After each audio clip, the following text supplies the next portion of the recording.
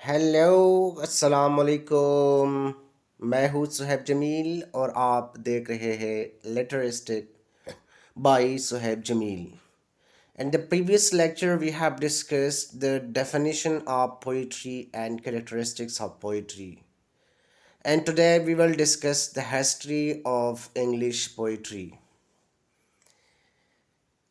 अगर आपने मेरा चैनल सब्सक्राइब नहीं किया है तो आपसे गुजारिश है कि इस चैनल को सब्सक्राइब कीजिए। अगर आपने पहले इसे सब्सक्राइब किया हुआ है तो उस वीडियो को शेयर कीजिए और इसको लाइक कीजिए। सो अब चलते हैं हिस्ट्री ऑफ इंग्लिश पोइट्री की तरफ। History of English literature consist of different phases and ages. If we take a glance at the history of English literature, we see that it comprises a pattern strewn with many curves. English literature is replete with the varying units of racial characteristics.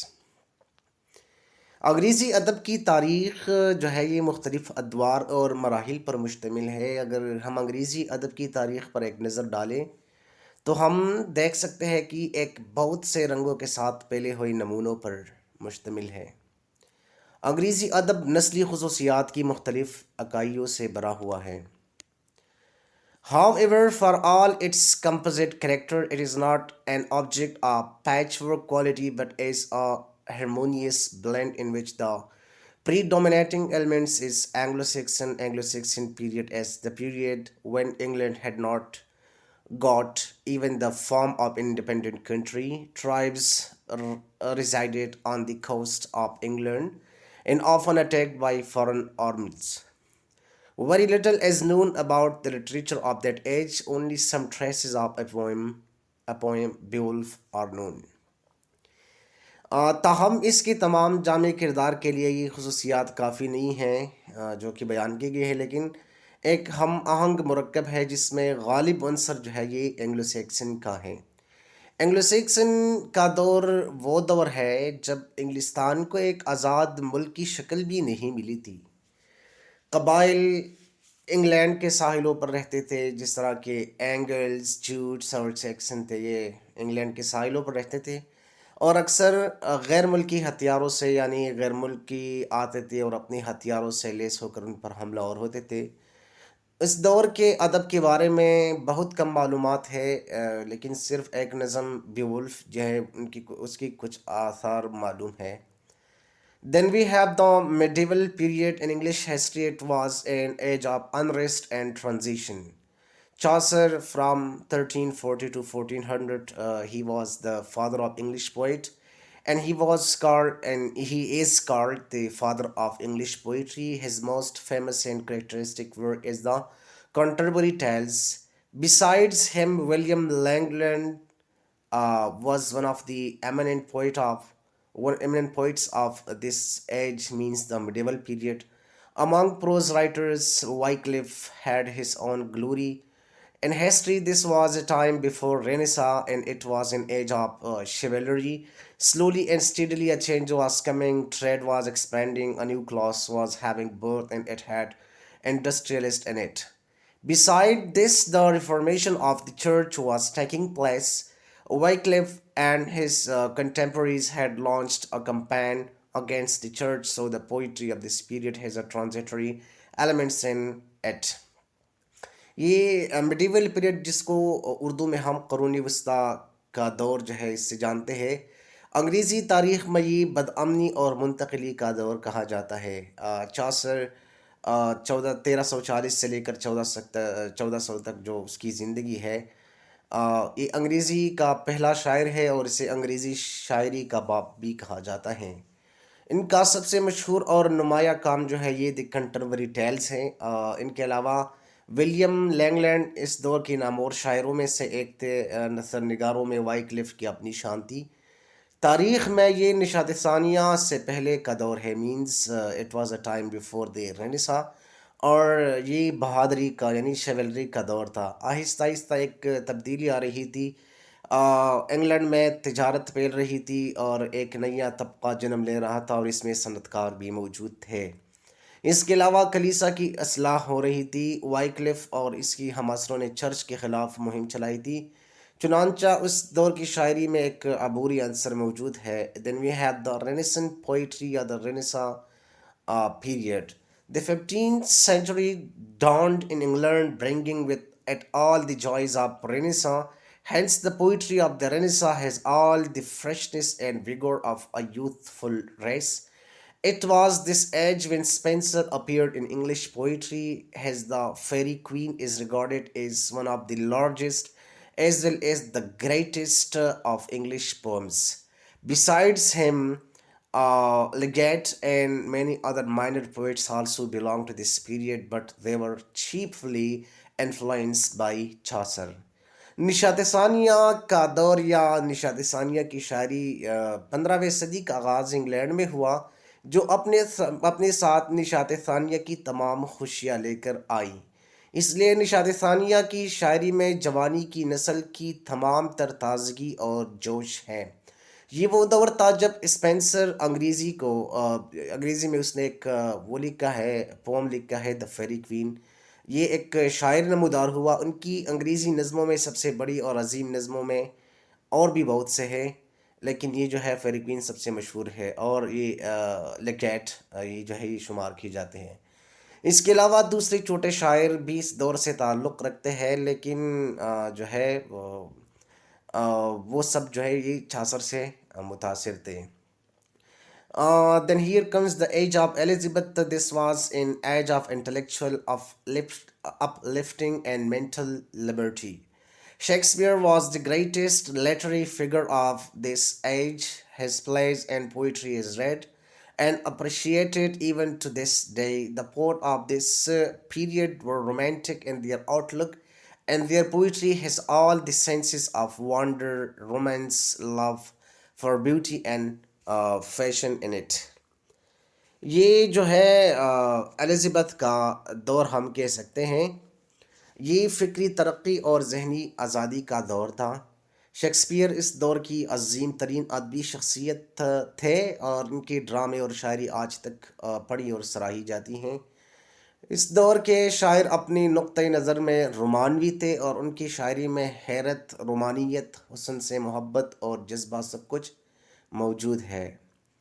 Then we have the Puritan age. The end of Elizabethan rule witnessed a decline in English poetry. The new age started with Puritanism as the foremost strength of the day. Due to the severe religious principles, poetry became metaphysical. The chief exponent of this school was John Donne, followed by Cowley, Herrick, and others.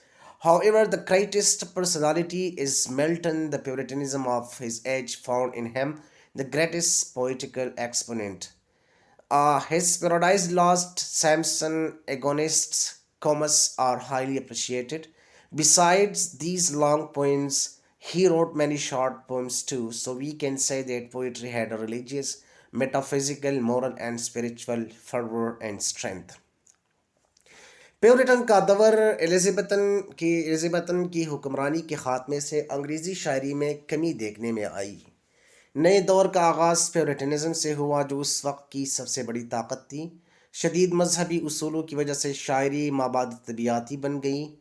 इस मकतबी फ़िक्र का chief जो था वो John Donne था, उसके बाद Kavali, Herrick और दीगर थे। अता हम सबसे बड़ी शख्सियत मिल्टन है। उसकी उम्र की प्यूरिटनिज़म ने इसमें सबसे बड़ा शायराना बयान पाया और उनकी Paradise Lost, Samson, Agonistes, Comus को बेहद सराहा जाता है अब भी और तब भी। इन तवील नज़मों के अलावा उन्होंने कई मुख्तसर नज़में भी लिखे, लिहाजा हम कह सकते हैं कि शायरी में मजहबी, माबाद तबियाती, अखलाक़ी और रूहानी जोश और ताकत मौजूद थी। और इसके बाद जो आता है वो न्यू क्लासिकल एज है। About the middle of the 17th century a change began to come over the spirit of English literature. This change was deeply rooted in the life of the period. Popular taste changed from moral and spiritual values towards the problems of civic and national life. Owing to this, it is called the age of reason. Moreover, classical ideals arose, and Dryden and Pope are the two chief poets of this era. This new spirit was above all critical and analytic, not creative and sympathetic. Moreover, order, clarity, and tranquility are obviously classical qualities. Because of these qualities in poetry, it was regarded as the new classical age or the age of reason, for it brought the intellect rather than the poetic imagination into play. ये जो new classical दौर है 17वीं सदी के वस्त के करीब अंग्रेज़ी अदब की रूह में तब्दीली आना शुरू हुई। उस तब्दीली की जड़ें उस ज़माने की ज़िंदगी में गहरी थी। मकबूल जायका अखलाक़ी और रूहानी अक़दार से बदल गया। शहरी और कौमी ज़िंदगी के मसाइल की तरफ, इसी बिना पर इसे अक़ल की उम्र यानी द एज ऑफ रीज़न भी कहा जाता है। सोच की अक़ल की उम्र नहीं, सॉरी, अक़ल का दौर या सोच का दौर। मज़ीद बरा क्लासिकी नज़रियात ने जन्म लिया और ड्राइडन और पोप इस अहद के दो अहम शोरा थे। ये नई रूह सबसे बड़ी बढ़कर तनकीदी और तज्जियाती थी, तख्लीकी और हमदर्दाना बिल्कुल नहीं थी जिस तरह के पिछले अदवार में हैं। मज़ीद ये कि तरतीब, वजाहत और सुकून वाज़ेह तौर पर क्लासिक की खसूसियात हैं। शायरी में उन खसूसियात की वजह से इसे न्यू क्लासिकल दौर करार दिया जाता था। या अक़ल का जो दौर है, सोच का दौर है, क्योंकि इसने शायराना तख़य्युल की बजाय अक़ल को अमली जामा पहनाया। फिर रोमांटिक एज आता है। The term romanticism means the art or sharpen sensibilities, heighten imaginative feelings are found clearly in the poetry of this period. Romanticism came into a full-fledged swing with the publication of lyrical ballads. The famous poet of this era are William Wordsworth, Coleridge, Keats, and Shelley. The Romantic movement is a very complicated movement. It was, in fact, a reaction to the classical poetry. After the rule of reason and high order, the beauty of the imagination and intellectual curiosity and activity took the upper hand. यानी romantic के दौर में रोमानियत की इस्तिलाह का मतलब असल में जो है ये आर्ट या तेज़ हसासियत है। इस दौर की शायरी में बुलंद ख्याली जज्बात वाज़ेह तौर पर पाए जाते हैं। गीत की शाद के साथ रोमानियत एक मुकम्मल जूली में आई। इस दौर के मशहूर शायर William Wordsworth, Samuel Coleridge, Keats और शेले हैं। रोमानवी तहरीक एक बहुत ही पेचीदा तहरीक है। ये दरअसल क्लासिकी शायरी का रद्द-ए-अमल था। इस्तिदलाल और आला तरतीब के बाद हुस्न तख़य्युल और फ़िक्री तजस्सुस और सरगर्मी ने गलबा हासिल किया। इसके बाद फिर आता है the Victorian age poetry. The industrial and political revolution proved reactionary forces in English life. Poetry of this age was affected by the spirit of scientific observation and philosophic analysis. The representative Victorian poets are Tennyson, Browning, and Matthew Arnold. These poets lacked the fire, air, and zeal of the Romantics, but excelled them in their breadth of outlook and variety of moods. Victorian दौर जो है ये सनती और सियासी इनकलाब ने अंग्रेज़ी ज़िंदगी में रजाती क़ुव्वतों को साबित किया। इस दौर के शायरी साइंसी मुशाहिदे और फ़लसफ़ियाना तज्ज़िये के रूह से मुतासिर थी। विक्टोरियंस की नुमाइंदा शायर टेनिसन, ब्राउनिंग और मैथ्यू आर्नल्ड हैं। इन शायरों में रोमानियत की आग, हवा और जोश का फुक़दान था, लेकिन उन्होंने अपनी नुक्ते नज़र की वसअत और मुख्तलिफ़ किस्म की के मिजाज में उन्हीं पर सबक़त हासिल की है। और फिर आते हैं modern poetry. The end of Victorian age brought in its wake the modern period in English literature. Modern poets avoided the moral and philosophical problems treated by the Victorians. In contrast, they found and depicted their own images of their moods, passion, and sentiments. These poets have no doctrine but are masters of their own will and nature.